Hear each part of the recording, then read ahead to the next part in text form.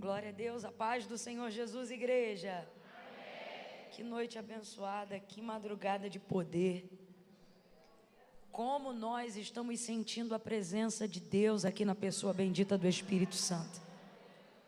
Está palpável, viu? Eu já cheguei sentindo a presença de Deus como se fosse algo físico que pudesse ser tocado no ar. Somente eu ou mais alguém aqui foi tomado do mesmo temor da presença de Deus nessa casa?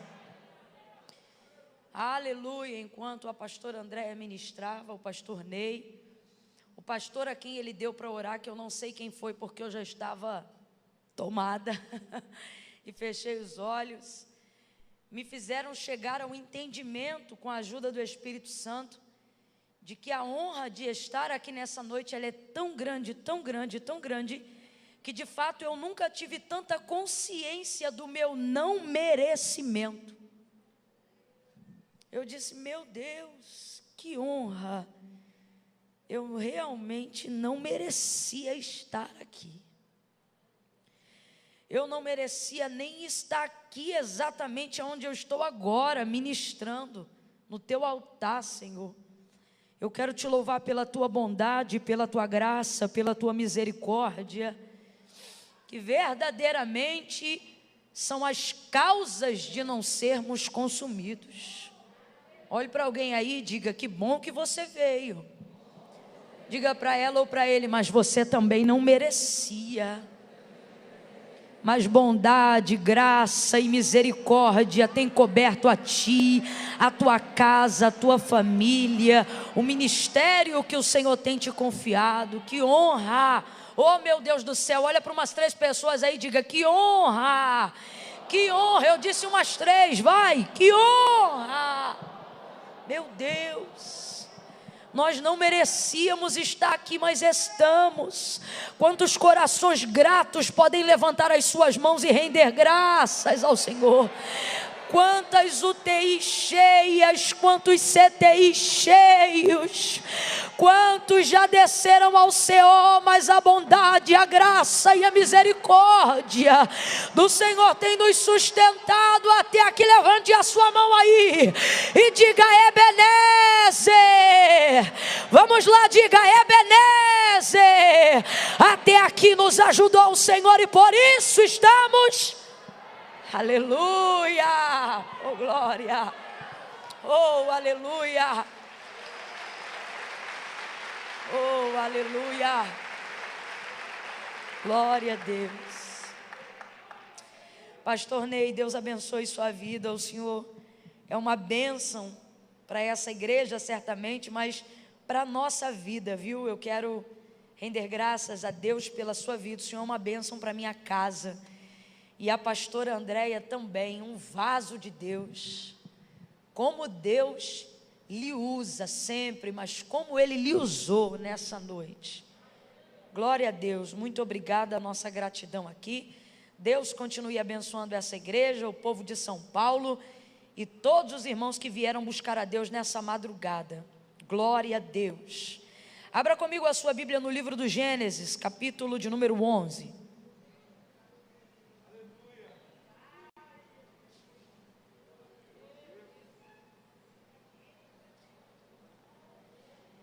Oh, aleluia. Oh, Deus Santo. Livro do Gênesis, capítulo de número 11. Vamos ler do verso 25 em diante. E aí a gente vai entrar no verso 1 do capítulo 12. Ok? Todos entenderam? Começa no verso 25 do capítulo 11 e a gente vai indo até entrar no capítulo 12. Diz assim o texto sagrado. Viveu Naor, depois que gerou a Terá, 119 anos e gerou filhos e filhas. Viveu Terá 70 anos e gerou a Abraão, a Naor e a Harã. São estas as gerações de Terá. Terá gerou a Abraão, a Naor e a Harã. E Harã gerou a Ló. Morreu Harã, estando seu pai Terá ainda vivo. Morreu na terra do seu nascimento, em Ur dos Caldeus. Abrão e Naor tomaram mulheres para si. O nome da mulher de Abrão era Sarai, e o nome da mulher de Naor era Milca, filha de Harã, pai de Milca e de Isca. Sarai era estéril e não tinha filhos. Tomou Terá a Abraão seu filho, a Ló, filho de Harã, filho do seu filho, e a Sarai, sua nora, mulher de Abrão, e saiu com eles da terra de Ur dos Caldeus, para a terra de Canaã. Para que terra, gente? Que terra, gente? Quem saiu de Ur dos Caldeus em direção a Canaã, de acordo com o versículo 31, que se chamava, vocês estão acompanhando aí? Olha no verso 31. Quem foi que saiu da terra de Ur dos Caldeus em direção a Canaã, de acordo com o verso 31? Quem? Terá. Muita gente ainda está falando Abrão. Verso de número 31. E tomou Terá. Terá é uma pessoa, tá, gente? Não é uma conjugação, não. Então vamos lá. Quem está saindo da terra de Ur dos Caldeus, junto com a família, para ir em direção a Canaã? Terá. Que é quem? Maravilha. Mas quando chegaram em Harã, habitaram ali. E foram os dias de Terá. Quem é Terá? 205 anos. E morreu Terá em Harã. Gente, Terá morreu aonde? Aonde ele morreu? Volta de novo lá no verso 26 do capítulo 11. Terá teve 3 filhos, segundo o relato do verso 26. Quais são os nomes dos filhos que Terá teve? Quais são os nomes dos filhos? Aonde foi que Terá, pai de Abrão, Naor e Harã, morreu? Aonde ele morreu? Qual era o nome do terceiro filho dele? Qual foi o único filho que Terá sepultou? Maravilha, eu só quero ter certeza que você está entendendo, porque é genealogia, né? Aí agora entra comigo no verso 1 do capítulo 12. Ora, o Senhor disse a Abrão: sai da tua terra, da tua parentela e da casa de teu pai, para a terra em que eu te mostrarei, e farei de ti uma grande nação, e te abençoarei, e te engrandecerei o nome, e tu serás uma bênção. E abençoarei os que te abençoarem, e amaldiçoarei os que te amaldiçoarem, e em ti serão benditas todas as famílias da terra. Partiu, pois, Abrão como o Senhor lhe tinha dito, e foi Ló com ele. Tinha Abrão 75 anos quando saiu de Harã, e Abrão levou consigo a Sarai sua mulher, e a Ló filho do seu irmão, e a todos os bens que haviam adquirido, e as almas que lhe acresceram em Harã, e saíram para a terra de, e lá chegaram. Ei, Gavai, Jorrebas. Lá chegaram. Verso 9 e a gente fecha. Depois, diga comigo, depois, continuou Abrão o seu caminho, seguindo sempre para o sul. Diga amém por essa palavra. Amém.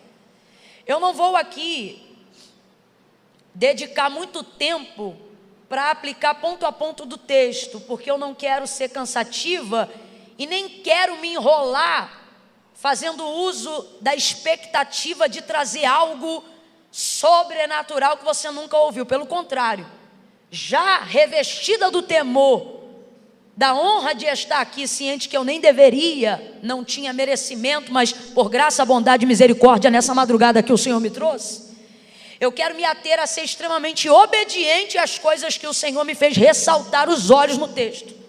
Coisas, inclusive, que nunca antes eu havia considerado.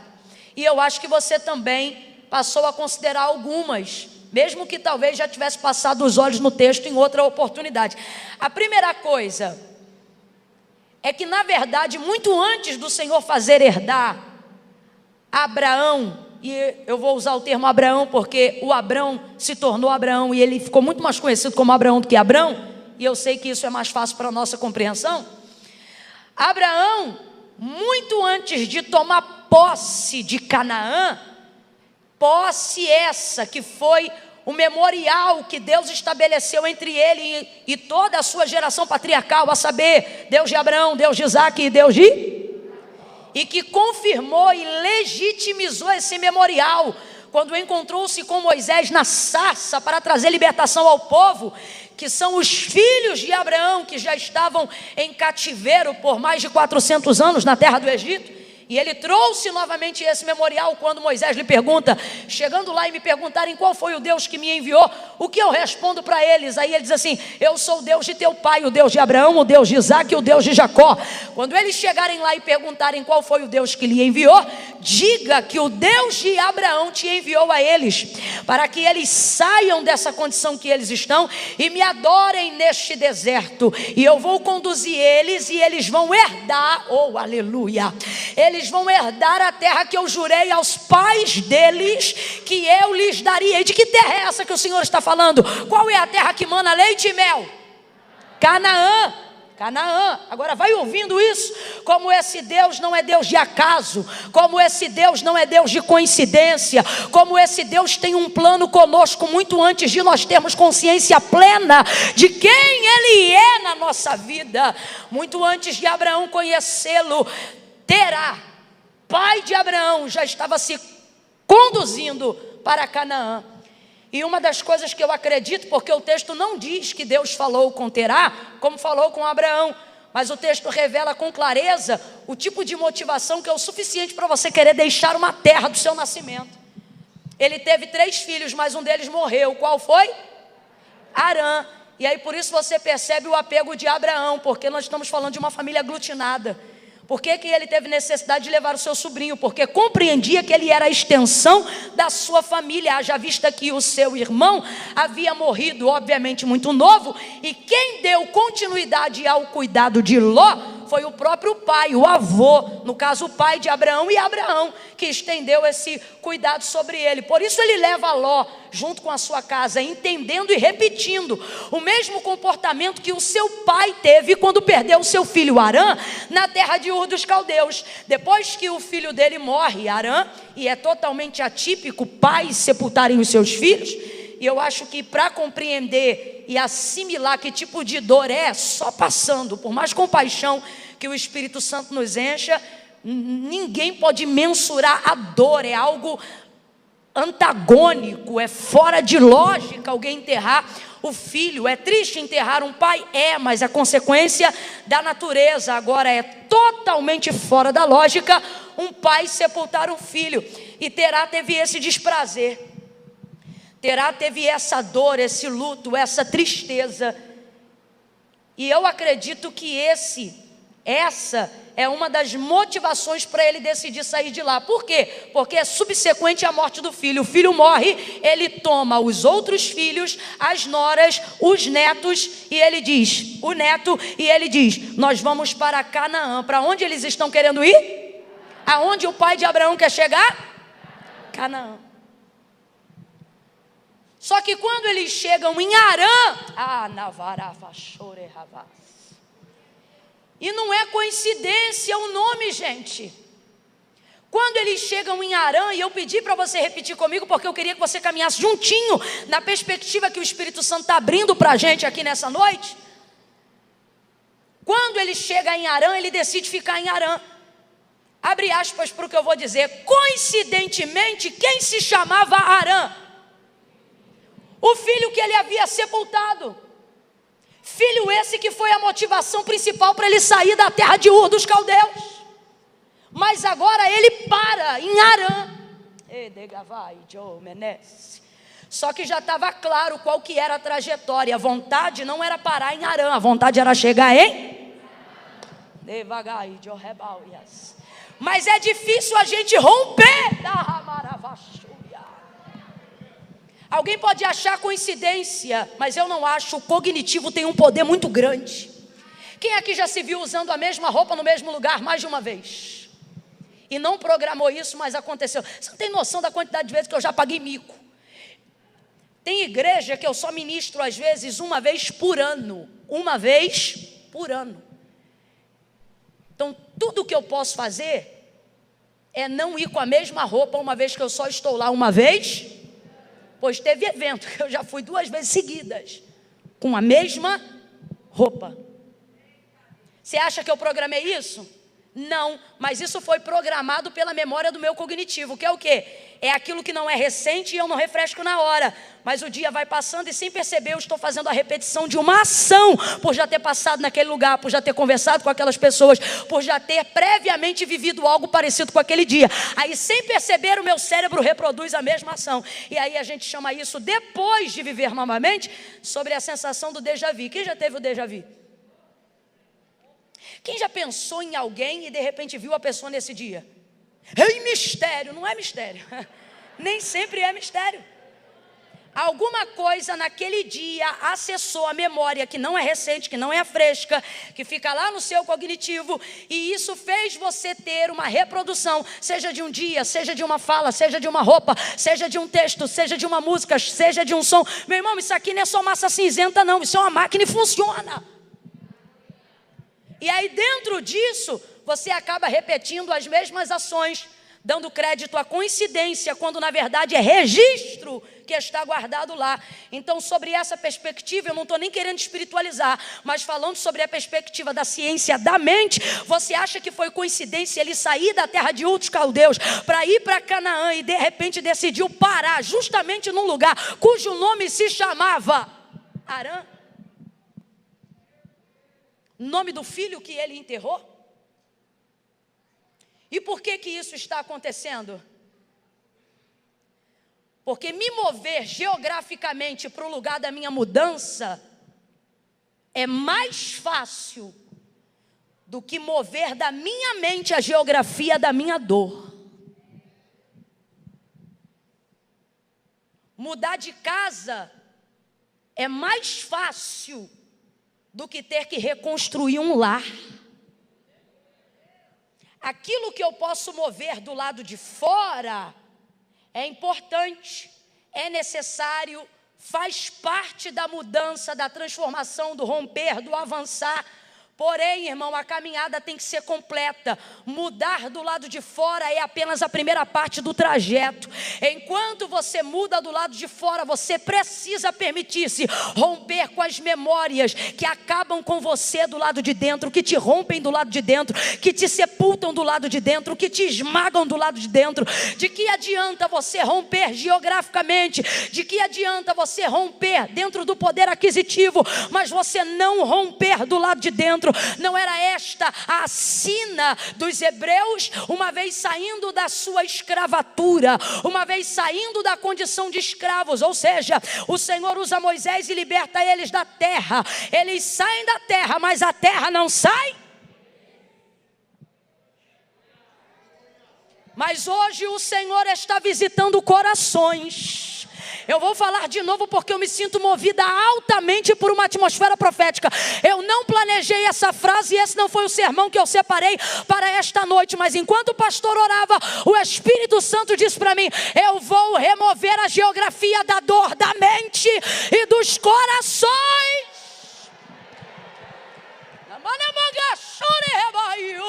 Duas coisas a gente aprende quando Deus aparece para nós. Duas coisas a gente aprende quando Deus nos confia um caminho. Duas coisas a gente aprende quando Deus manifesta sobre nós uma palavra. A primeira é que Ele vai mudar a nossa geografia. E isto fala de uma composição territorial. Tens promessa, então Deus vai mover a tua geografia. Tens uma promessa, Deus vai fazer alguma coisa no bairro onde você mora. Tens uma promessa, Deus vai visitar o sobrenome da tua parentela. Tens uma promessa, o céu está movendo a sua geografia. Para quê?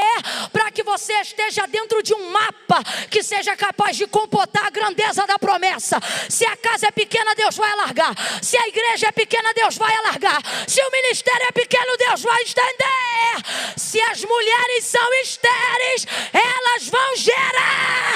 Deus vai mudar a tua geografia territorial. Porém, Terá tinha a motivação certa e estava indo para o lugar certo. Só tem uma diferença, pelo menos no que se há registrado no texto sagrado: sobre ele ainda não havia uma palavra, uma promessa. E isso, irmãos, isso é que nos faz ter fé, crença verdadeira,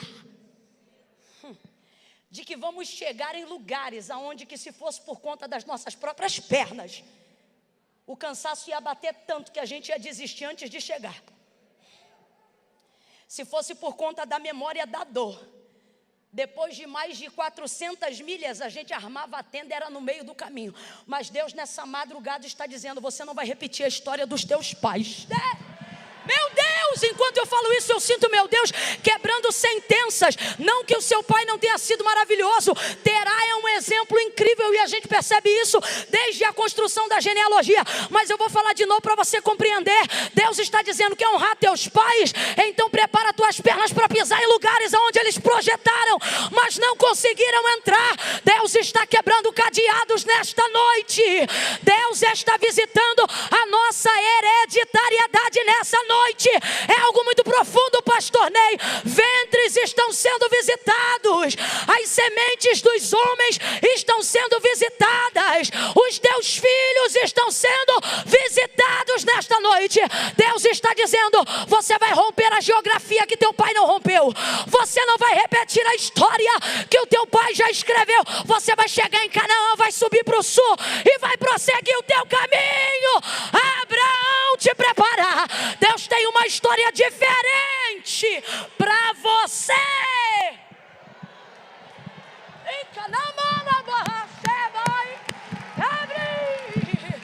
Oh meu Deus do céu, oh meu Deus do céu, oh meu Deus, aleluia.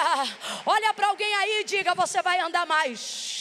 Está fraco, eu quero ouvir. Diga: você vai andar mais, vai ser mais veloz, vai subir mais alto, vai ser mais desembaraçado, você vai ser mais ágil, você vai ser mais dinâmico, mais inteligente, mais forte, mais próspero, mais rico, mais cheio de compaixão, mais cheio do Espírito Santo. A Camila, você está dizendo isso porque não sabe. A minha mãe era uma mulher de Deus. Deus está dizendo: eu fui o Deus da tua mãe, e sobre ele eu não liberei palavras que preparei para liberar sobre você. Você vai ver que eu sou o Deus dos teus pais, mas também sou o teu Deus. Aonde estava a garantia?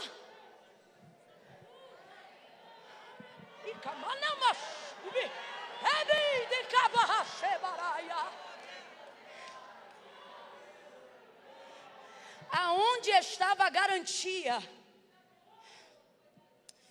Porque, irmãos, as circunstâncias do meio do caminho, elas tendem a enfraquecer as motivações que a gente julga até para chegar no final. Muitas vezes isso já aconteceu comigo. Eu já marquei coisas em horários inusitados, porque na hora eu estava ligado, eu estava acordado. Falei: pô, marcar tal hora, que tal hora eu estou lá. Porque eu marquei motivada por um momento saudável, sem sono, de boa. Mano, quando foi chegando a hora: e aí, Camila, você vai estar lá? Eu vou estar, eu vou. Chego com mais sono do que acordada, chamando Jesus de Genésio, botando Moisés na cova, Daniel para abrir o mar.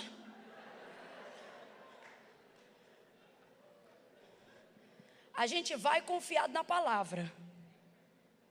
Só que se dependesse só das circunstâncias, como foi o caso de Terá, pai de Abraão, tu não dá conta de chegar onde projetou, porque no meio do caminho as circunstâncias do meio já não são as mesmas do início. Não são. Ali já tem cansaço, já tem sono, já tem trauma, já tem traição, já tem decepção, já tem mais de 10 anos, sabe lá o que acontece no meio do caminho. Quando a gente é novo, a gente quer salvar o mundo, no meio do caminho a gente diz, Deus, salva-me. E eu já vou estar feliz a beça. Sim ou não, gente? E aonde está a garantia de que eu chegarei aonde eles não chegaram? Eis a diferença, você não vê no capítulo 11 a palavra dizendo assim, o Senhor apareceu a Terá.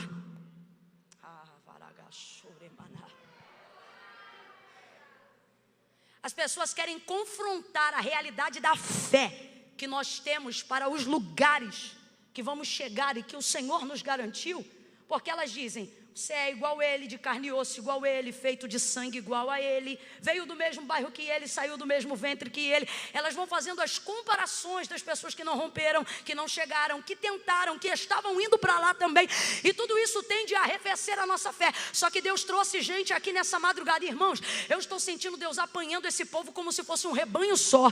É impressionante, tem gente desde aqui na ponta até lá atrás, mas parece que está todo mundo no centro da palma da mão de Deus nesta noite.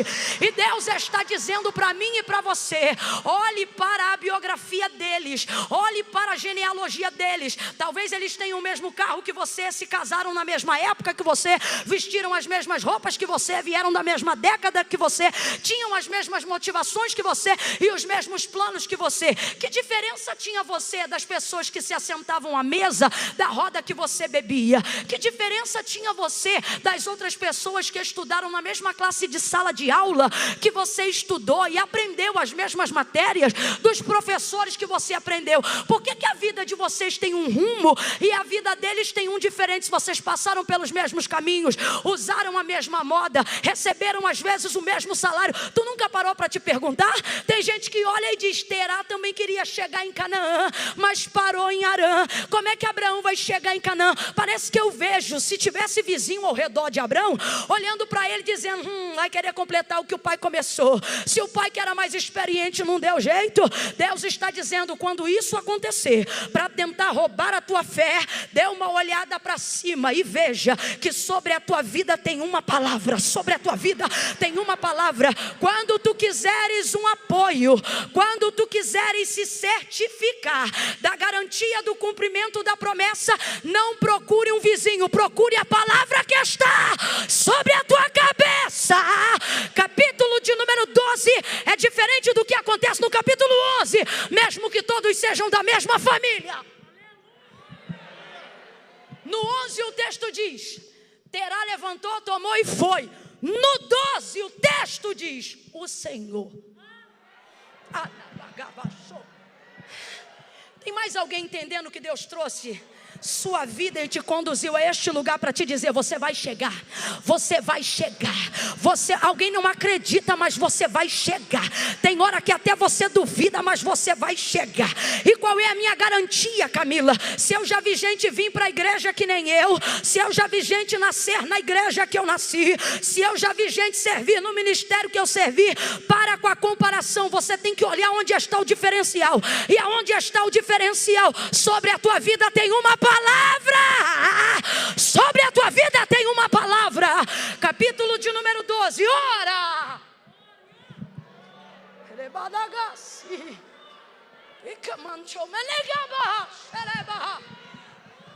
Ai, Camila, pare de falar em línguas e pregue. Pare de tomar conta de minha vida e seja batizado com o Espírito Santo e com fogo.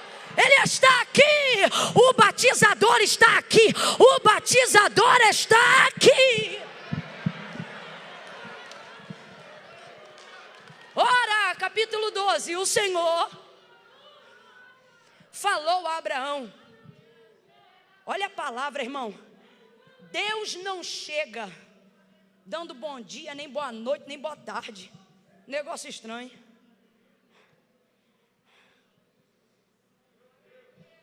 Isso aqui prova que Deus está querendo trazer a lembrança de onde eles deveriam chegar e não repousados aonde estão.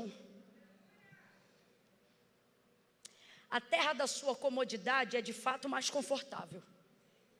Não fazer nada de fato traz menos problema para a vida.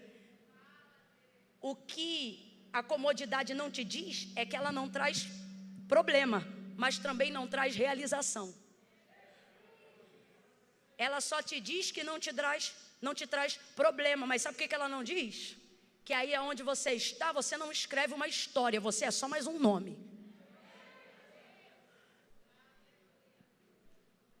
O lugar da sua comodidade é muito confortável. Ele te diz, fique aqui que você não vai ter problema.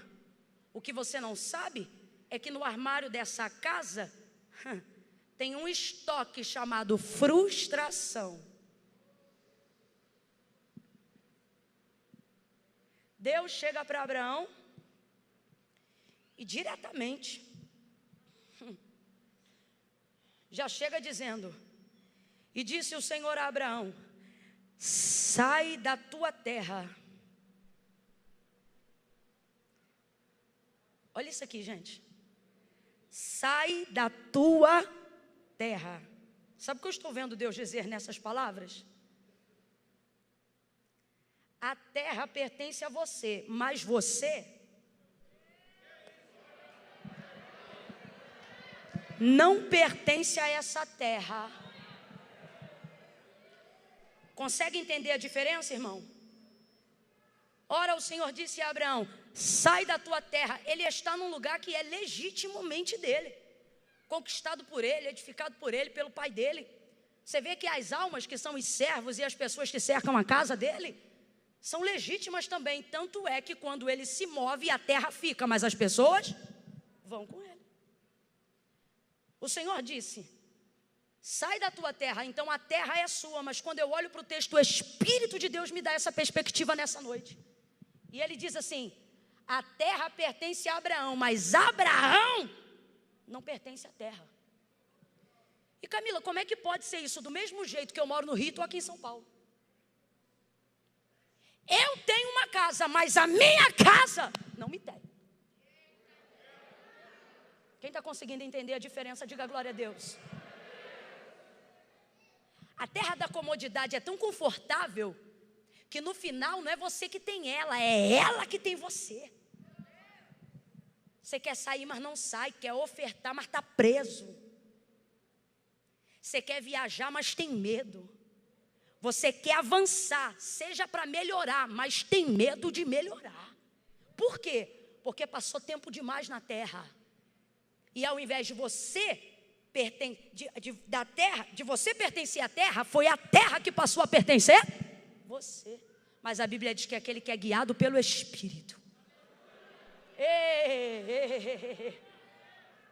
Não tem paradeiro certo de onde vem nem para onde vai. Por quê? Porque é o vento do Espírito.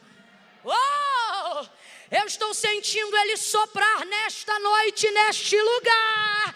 E Ele está me dizendo, não pela força de um sermão, porque eu nem tinha, mas no exercício da profecia, Ele me manda te dizer, em 2020 ainda eu vou soprar um vento.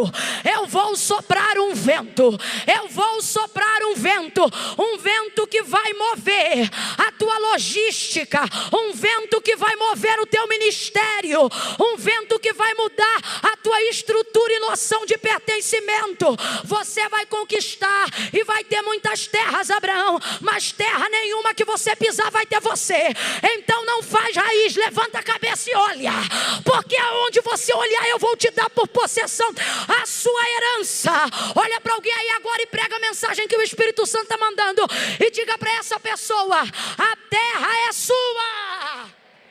Está fraco, é para gritar. Camila, eu não sou de gritar. Então venha numa outra noite menos pentecostal. Porque hoje está pentecostal até o tutano. Olha para quem está do teu lado aí agora e grita para ele ou para ela, a terra é sua, mas você não é da terra. Levanta acampamento, Abraão, e vai conquistar.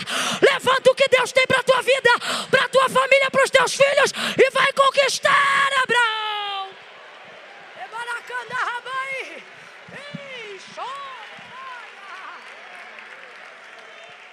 Aleluia! Aleluia! Oh, glória! Deus tem coisas grandes demais. Mas você deixou a terra dominar sobre você, o bairro dominar sobre você, o sobrenome da família dominar sobre você, a liturgia dominar sobre você, o dogma religioso dominar sobre você, a repetição dos erros dominarem sobre você. E Deus está dizendo: ei, pega tudo que diz respeito a você, não é a terra não, e vai. Primeira coisa que Deus diz a Abraão é uma frase, é uma palavra, verbo de comando, ação imperativa. Deus já chega mostrando a que veio. Eu gosto de Deus porque Deus não bajula ninguém. Eu me lembro de Jesus no Sermão da Montanha, largando o aço. Não curou ninguém, não multiplicou um pão, não trouxe o peixe, só tratou do caráter. Pá, caráter, pá, caráter. Sermão da Montanha, caráter, caráter, caráter, caráter. Não ficou ninguém, só os 12. Aí você pensa que Jesus vai fazer igual o dirigente de culto, né? Segura aí mais um pouquinho que nós vamos orar, vai ser uma bênção. Espera aí, não vai embora não que fulano vai cantar, fulano canta muito, segura aí. Jesus olha para os 12, que foram os únicos que ficaram, e diz assim: vocês não vão embora também não?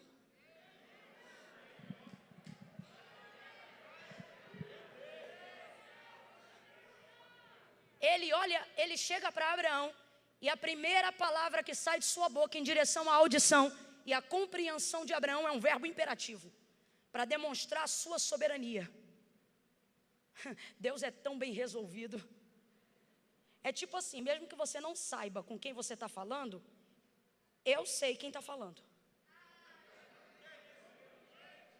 Aí ele diz assim: sai da tua terra.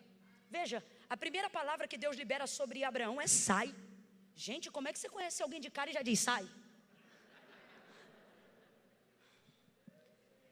Sai da tua terra, da tua parentela. Ele faz questão da casa de teu pai.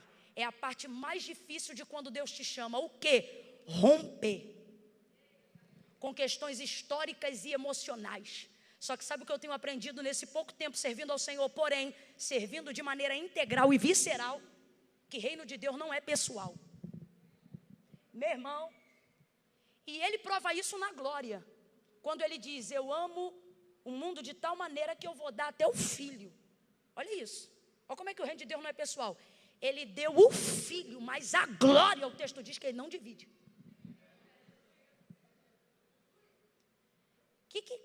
Que Deus é esse? É um Deus que faz o que tem que ser, por isso o nome dele é justo.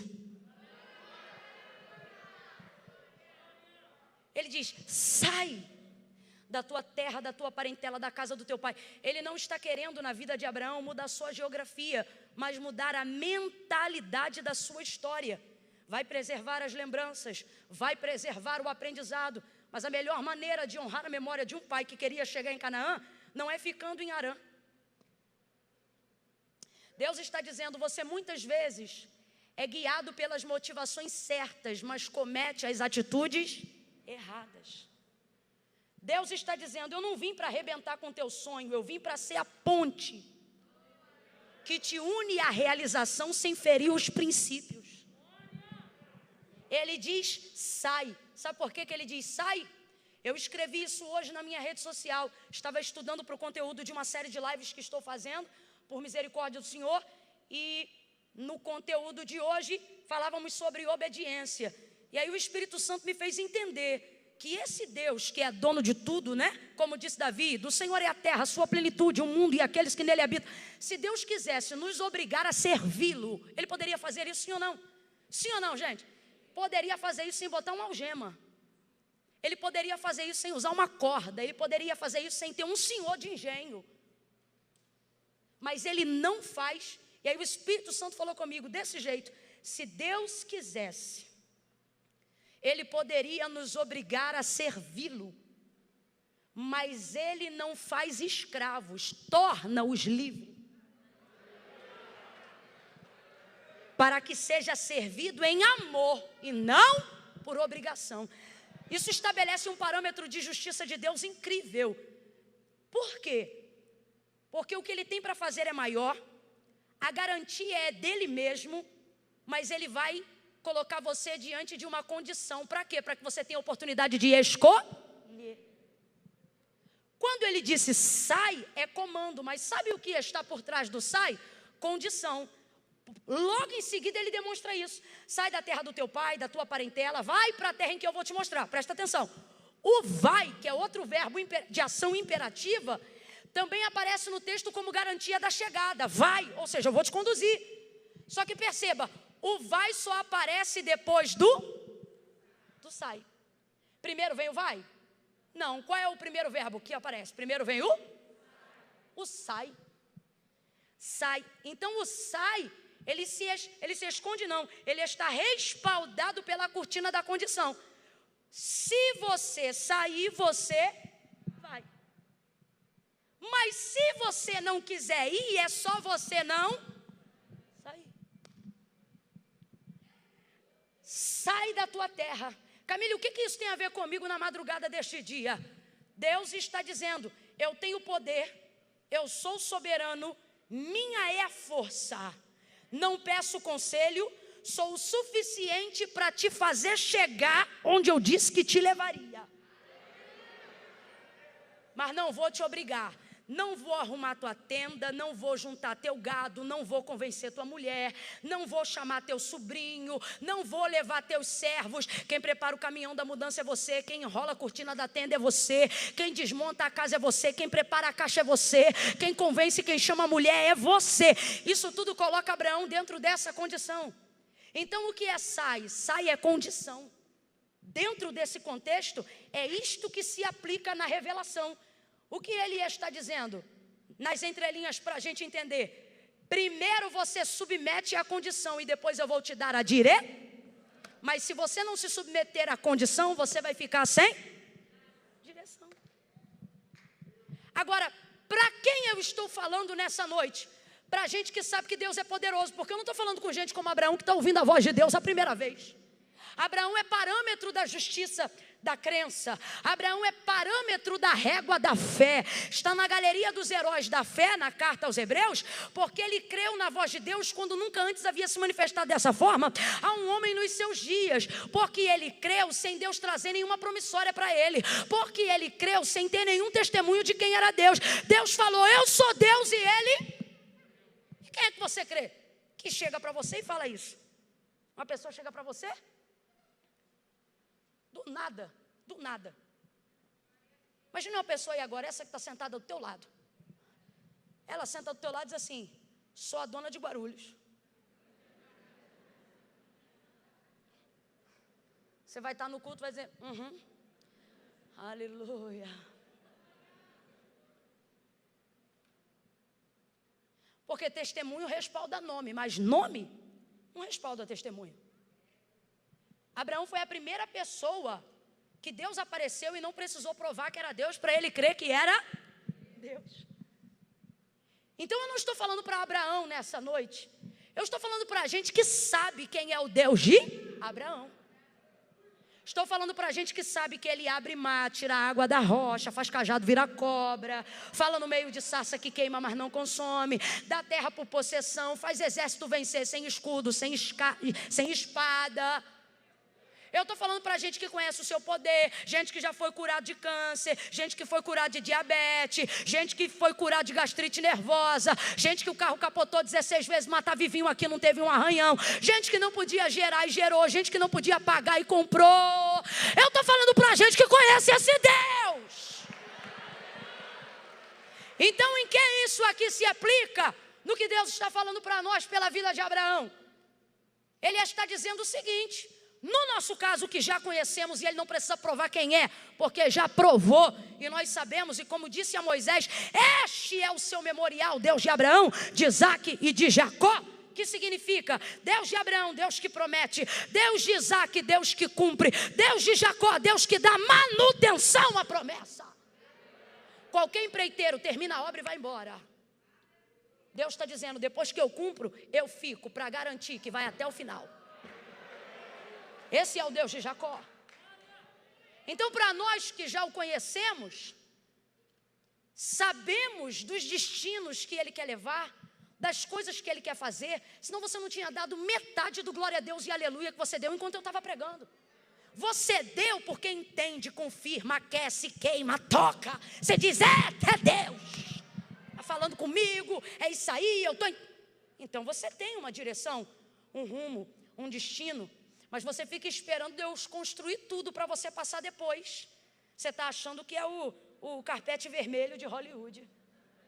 Sei lá se é Hollywood, Los Angeles, sei lá. Las Vegas. Eu não sei. Mas você fica querendo uma condição especial para decidir sair. Você fica esperando ficar pronto para você sair. Deus diz, sai, aí você vai para o quintal e diz, deixa eu ver quantos carros Ele mandou. Deus diz, sai, aí você vai lá no correio, deixa eu ver se a passagem da primeira classe da Emirates está aqui.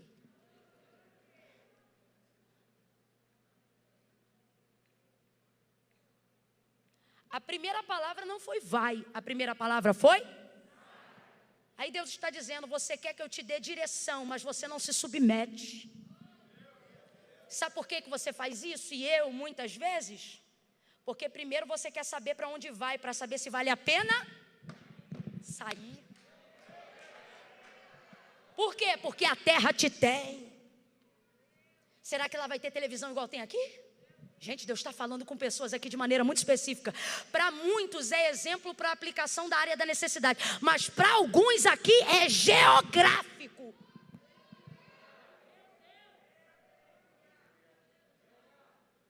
Será que lá vai ter televisão? Será que lá eu vou ter esse carro? Será que lá vão me pagar esse salário? Será que lá vai ter gatinho? Será que lá vai ter gatinha? Será que lá eu vou ter as mesmas oportunidades? Será que lá eu vou ter a mesma comodidade? Só que você tem que entender em uma coisa. Quem te chamou foi o Senhor do Universo.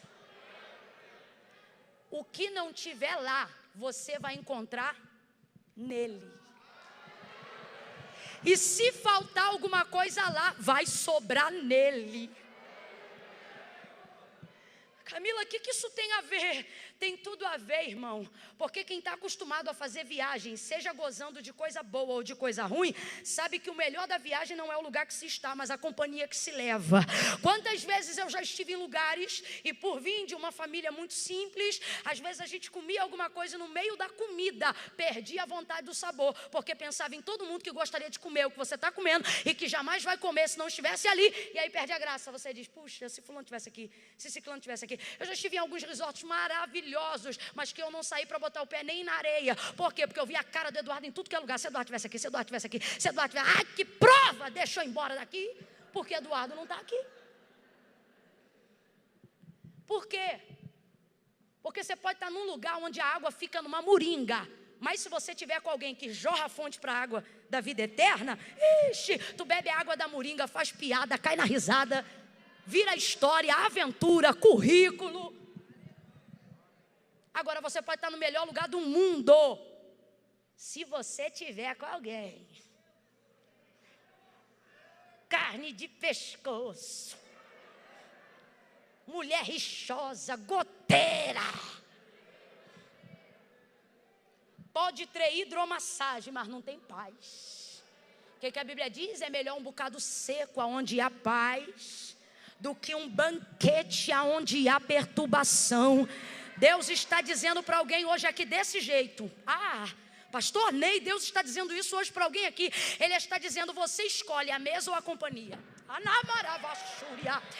mesa ou a companhia. Porque, irmão, com um amigo bom a gente senta e come até no chão. Mas dependendo da companhia, não ser convidado é uma honra.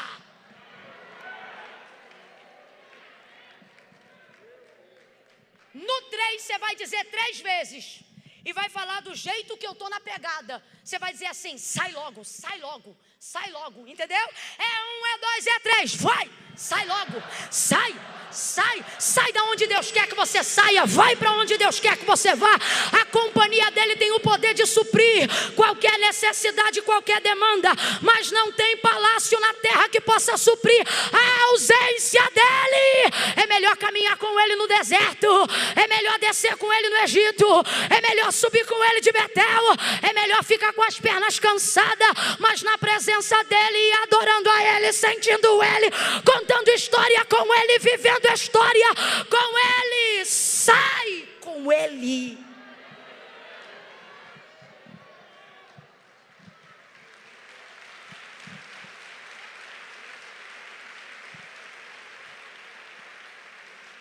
Então o que Deus está dizendo para Abraão? Ele está dizendo assim: se você aceitar a condição, que é qual? Sair, eu vou te dar a direção. Quer ir?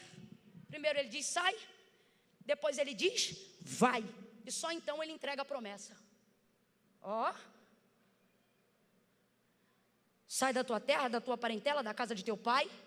Vai para a terra em que eu vou te mostrar. Farei. Futuro. Por quê? Porque depende da sua condição. Vai sair? Então eu farei. Vai obedecer? Então eu farei. Vai crer? Então vai ver. Farei de ti uma grande nação e abençoarei os que te abençoarem.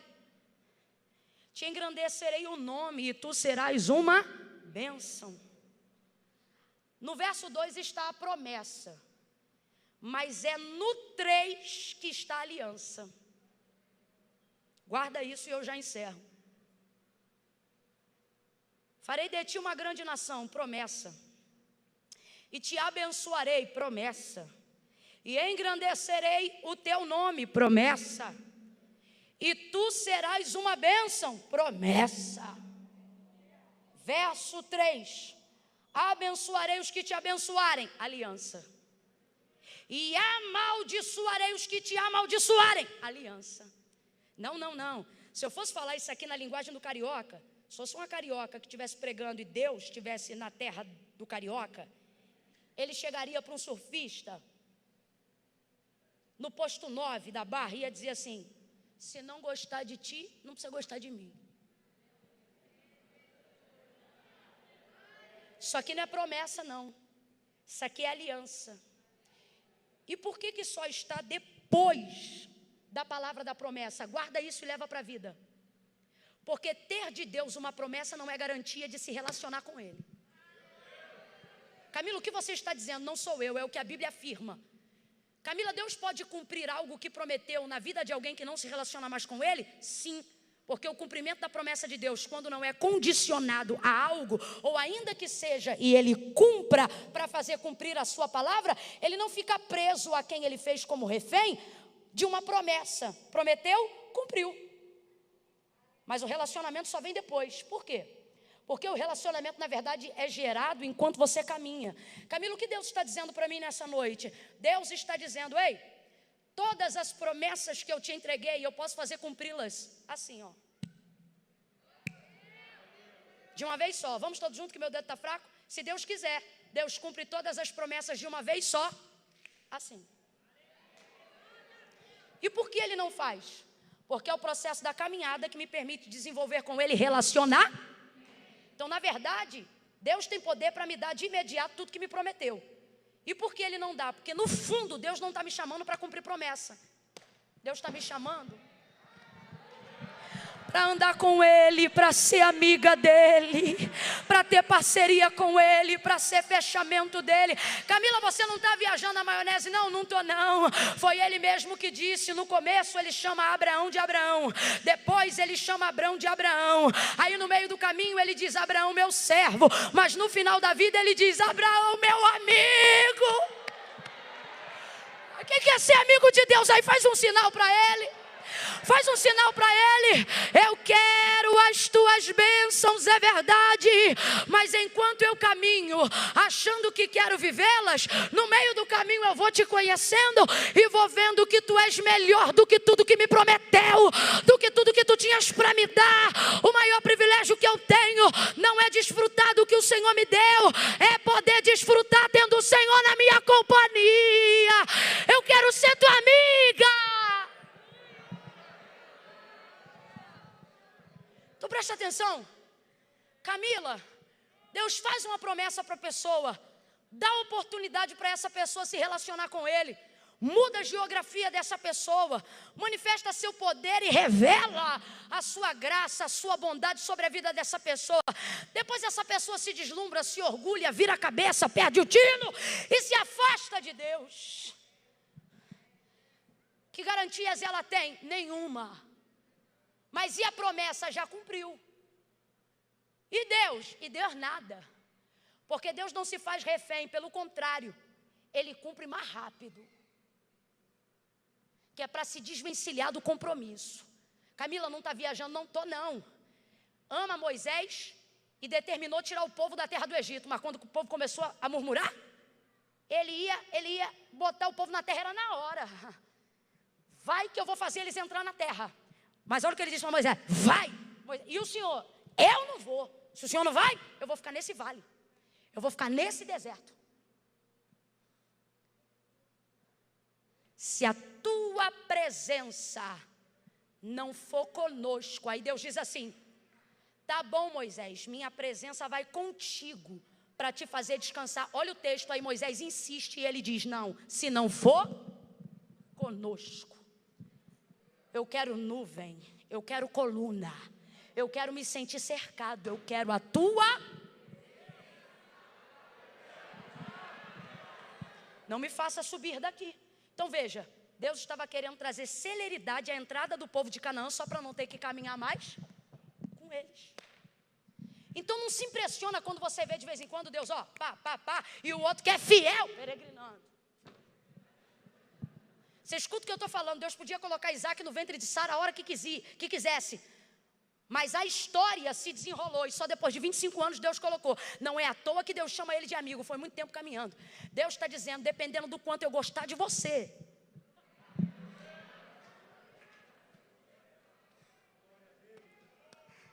E tem gente aqui agora que está na prova que diz assim: eita, que ele me ama então muito, podia me amar menos.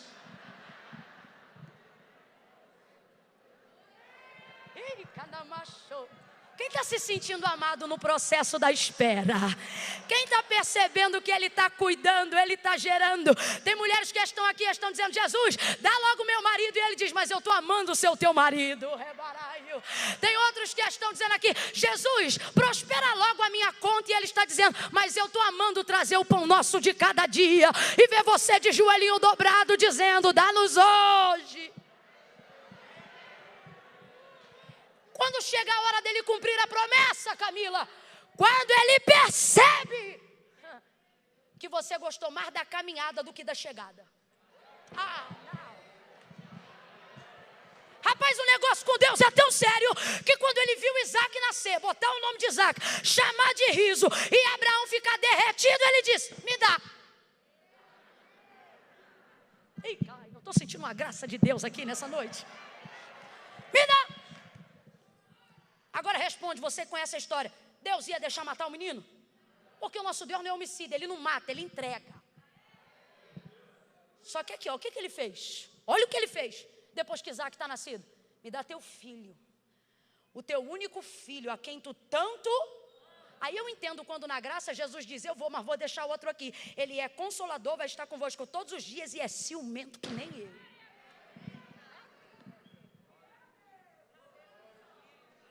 Ou porventura não sabeis, disse João, que o Espírito Santo tem ardente ciúme de vós. Me dá teu filho, teu único filho. Vou perguntar de novo, ele ia matar o menino? Caminhou a vida toda para ter o menino. Aí quando tem o menino ficou. Aí eu acho que o coração de Abraão disputou o espaço de Deus por causa de Isaac. Deus disse: me dá. É meu filho único, me dá. Subiu Moriá, preparou-se, e quando desvencilhou do coração, quando deu por perdido, quando pensou, perdi, aí Deus diz, não!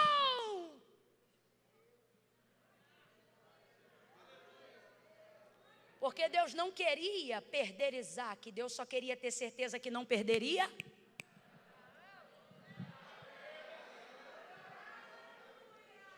Tem coisa que Deus só está ameaçando que vai tirar. Aí você, quanto mais se agarra, aí Ele vai tirar. Mas se você falar, tá bom, Ele diz, então pode ficar. Porque não é o que você sacrifica do lado de fora, é como você libera do lado de... Deus está dizendo, eu não quero uma parte, eu quero tudo. Amarás o Senhor teu Deus de todo o teu coração, com toda a tua força, de todo o teu entendimento, e só a Ele servirás. Deus está dizendo, eu vou te dar a direção quando você se submeter à condição. Mas no meio do caminho entenda, aproveite a caminhada rumo ao cumprimento da promessa para constituir com Deus relacionar. Porque cumprimento de promessa não é garantia de relacionamento. Você sabe aonde está a garantia do relacionamento? Depois que a promessa se cumpre. Porque aí ela sai da mão de Deus e vem para a nossa. E posso te falar? Tudo que Deus nos promete é maior do que nós, sim ou não? Sim ou não? Tudo que Deus diz que vai fazer é maior do que a nossa capacidade, sim ou não? É por isso que quando Ele diz que vai dar, é Ele que dá. Quando Ele diz que vou fazer, é Ele que faz. Porque Ele sabe que a gente não pode fazer. Porque tudo que Deus nos promete é maior do que? Como é que fica e como é que sobrevive alguém que recebe de Deus o cumprimento de uma promessa e depois ver quem prometeu indo embora? Vou te falar o que acontece. Sucumbe debaixo da própria glória, do próprio ministério, da própria promessa, do próprio dinheiro. Porque não suporta, porque a única garantia de ter manutenção, a grandeza do que Deus confiou, não é a nossa capacidade, é o relacionamento que a gente desenvolveu com Deus enquanto caminhava. Porque é isso que vai garantir que Ele vai ficar depois que Ele já tiver feito o que disse que faria. Isso aqui é tão sério que Eliseu constituiu em 2 Reis capítulo 4 um relacionamento fraterno com a família da sunamita de quase 15 anos. Só o filho tinha aproximadamente 12, fora o tempo que ele visitava a casa. Ele disse, você vai ter um filho. E ela teve, o menino nasceu. Nasceu ou não nasceu? Responda com inteligência, a promessa cumpriu, sim ou não? Mas quando o menino tinha uns 12 anos, por volta do meio-dia, entrou em casa com dor na cabeça, morreu no joelho da mãe. Então o menino veio a óbito. Isso descumpre a promessa? A promessa se cumpre?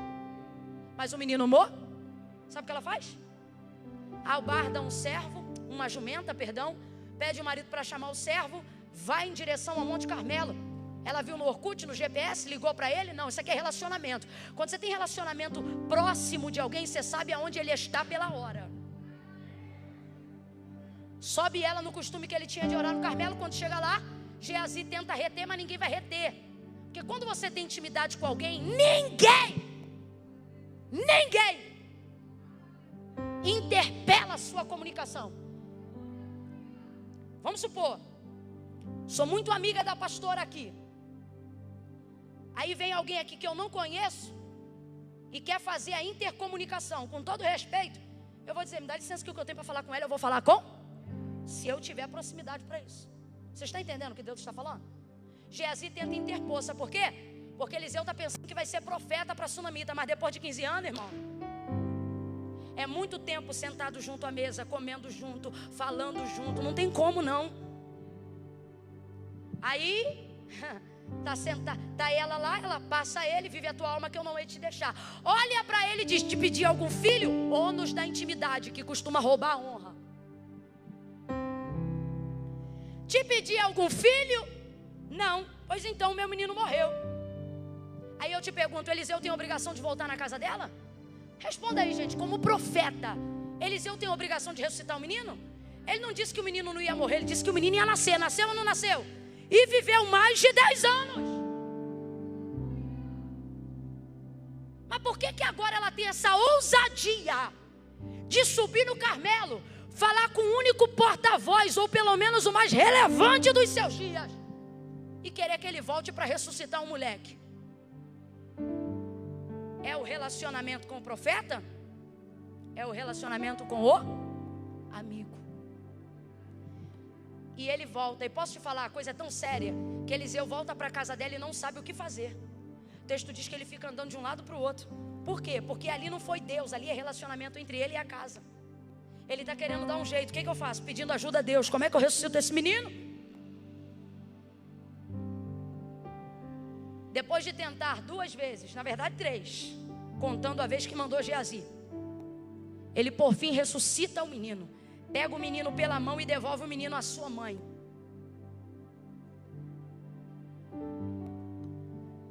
Qual foi a garantia que esta mulher teve para receber a ressurreição do seu filho? Não ter recebido Eliseu só uma noite, só um dia, e nem tê-lo servido porque ele era profeta. Pelo contrário, ela tinha trauma de profeta, mas porque desenvolveu com ele amizade, teve o filho ressuscitado. Ela não subiu no monte porque ele era profeta, subiu no monte porque ele era amigo. Ele entrou na casa dela não porque era profeta, entrou na casa dela porque ele era. Deus está dizendo para a gente hoje aqui, no rumo do cumprimento da promessa, não espera de qualquer jeito não, aproveita a viagem, desfruta comigo o relacionamento, porque no final, quando eu trouxer o cumprimento de tudo que eu te disse que faria, se eu te largar sozinho, você sucumbe debaixo do que eu te dei.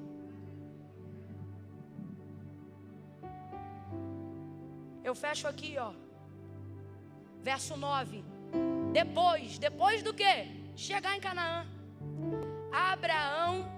Abrão continuou o seu caminho.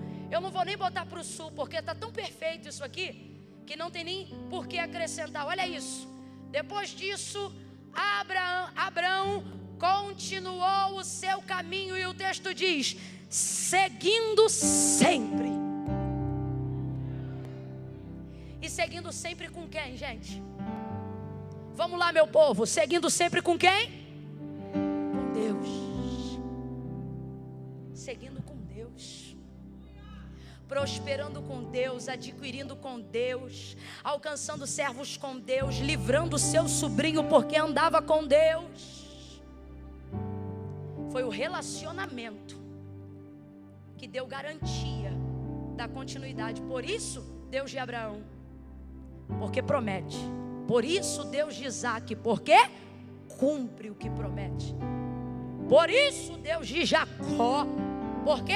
Porque sustenta depois que promete, depois que cumpre. Oh, aleluia. Só quem está sentindo a graça de Deus e sentindo, Camila, Deus está falando comigo, bote a Bíblia no assento e fique de pé num salto de glória a Deus.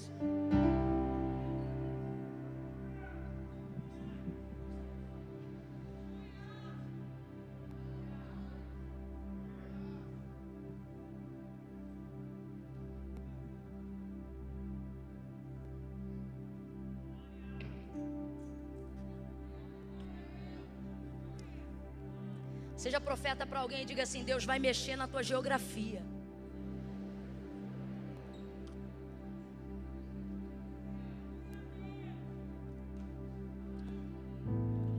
Olha para ele ou para ela aí daquele jeitinho e diga assim, Deus podia fazer tudo assim.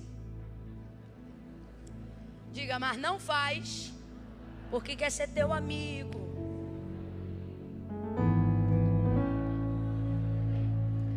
Porque no final do cumprimento de tudo, no final de tudo, pastor Ney, não é tijolo, não é ferro. No final de tudo, não é púlpito, não é roupa. No final de tudo, a gente não carrega o que tem, a gente carrega o que viveu.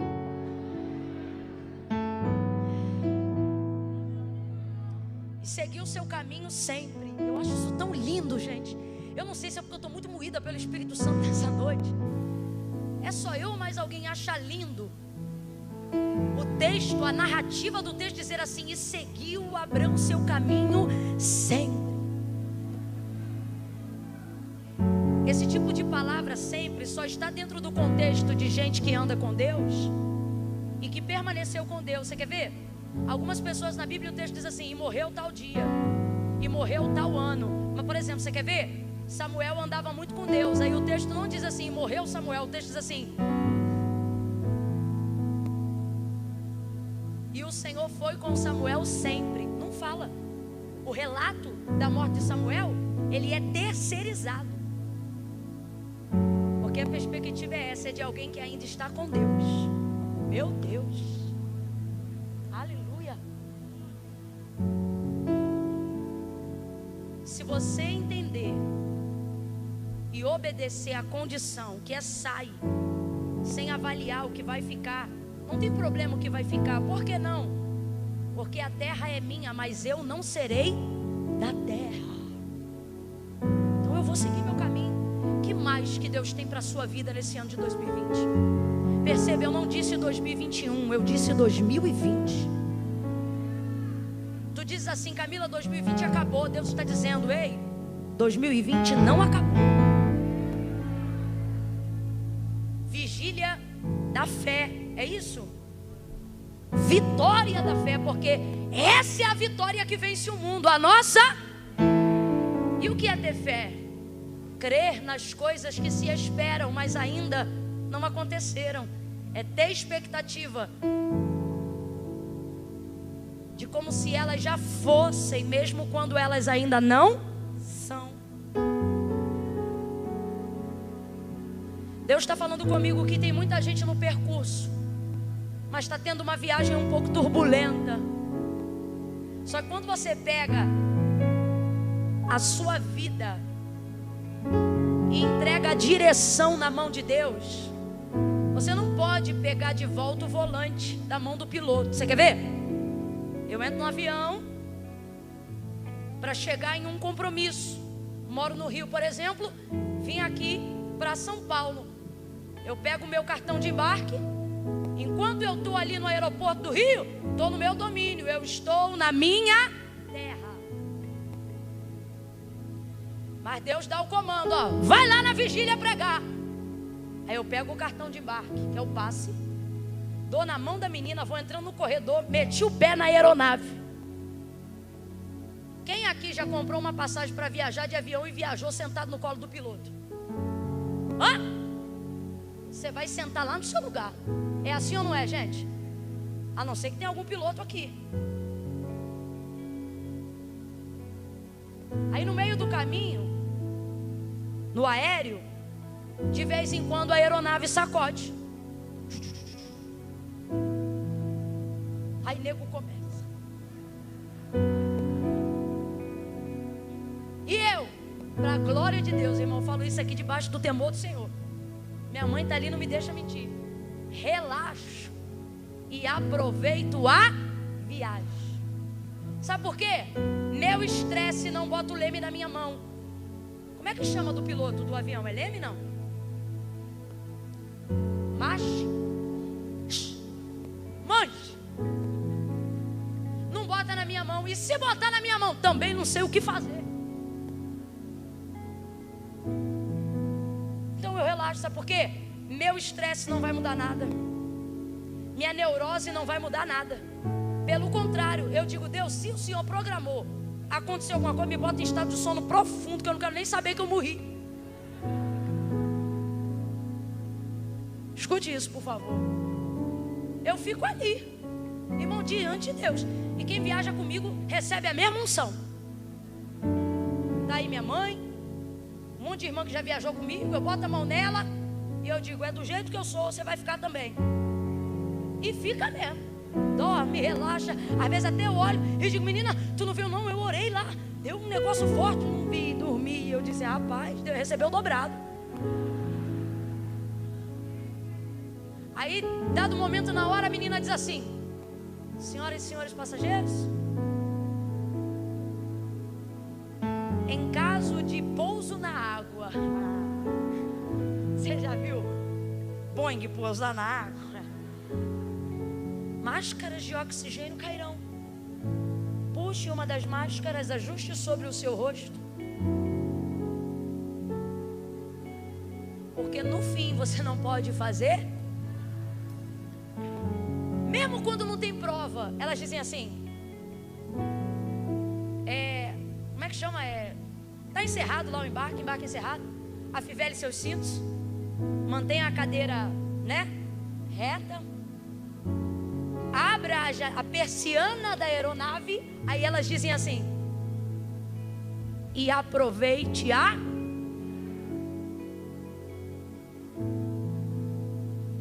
E eu estou te dando um testemunho pessoal.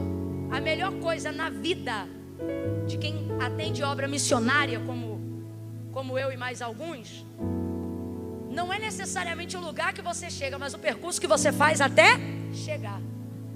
Deus está dizendo aqui que na vida de algumas pessoas está rolando uma turbulência. Alguns estão tendo que fazer parte do trajeto a pé, outros estão pegando sol. Entenda isso de maneira filosófica. Para cada um aqui há uma dificuldade, uma necessidade. Mas Deus está dizendo: ei, ao invés de reclamar do que você está passando, tente apreciar. Olhe a janela, veja o pôr do sol, veja se tem estrelas. Pare com esse negócio de ar-condicionado na cara o tempo todo. De vez em quando abra a janela. Ei, nunca faça uma viagem de um ponto a outro querendo chegar tão rapidamente para não parar para ir no banheiro, para não parar para tomar um refresco, para não parar para comer uma coisa, para aproveitar alguma coisa na estrada. Não, eu tenho que chegar. E aí, como é que foi a viagem? Foi uma prova. Bexiga tá arriada. Por quê? Porque não para numa conveniência, não tira uma foto, não vê uma viagem. Deus está dizendo: ei, se você entender a direção que eu estou te dando, você não vai ficar feliz só quando chegar, não. Você vai sair daqui dessa vigília e passando pelo que você tiver que passar, você vai glorificar, você vai agradecer, você vai louvar o nome dEle, porque Ele vai te dar currículo, Ele vai te dar história, Ele vai te fazer viver aventuras. O melhor de receber de Deus, o cumprimento de uma promessa, pastor Andréia, não é chegar no lugar e dizer: cheguei. Sabe por quê? Porque se você chegou, acabou. Agora, veja Abraão chegando onde ele tem que chegar, e sentado numa cadeira agora, e Isaac dizendo: pai, conta aí de novo, como é que foi aquela vez? Minha bisavó morreu com 102 anos. Falava 3 línguas. Foi sobrevivente da guerra polonesa. Fugiu do campo de concentração. Constituiu família, casou com um nordestino. Pensa numa vida louca. Quando ela abria a boca para falar, eu sentava, porque era melhor que televisão. Venceslava Starevski, mas chamávamos de Laura. Vó, como é que foi aquela vez? E quando a senhora foi receber o cara lá no coisa que ninguém falava a língua, e a senhora foi? E aquele dia que foi assim assado? E ela contava, e chegava 1, chegava 2, chegava 3, e ela contava. Ela não podia ir a nenhum daqueles lugares, mas todos aqueles lugares. Porque quando você não pertence à terra, você pode levar ela em você para onde você for. O nome disso é história. E Deus está dizendo a alguém: deixe-me escrever a sua, e desfrute no caminho. Escreva no caminho, deixa eu desenhar no caminho.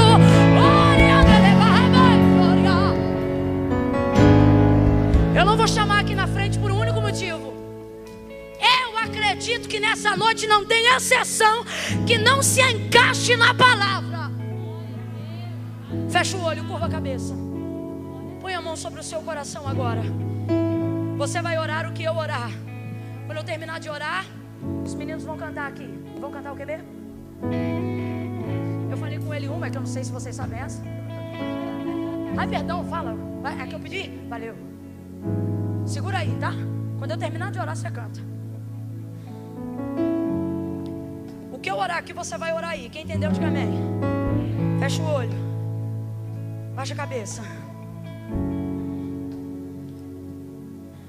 Senhor Deus de Abraão,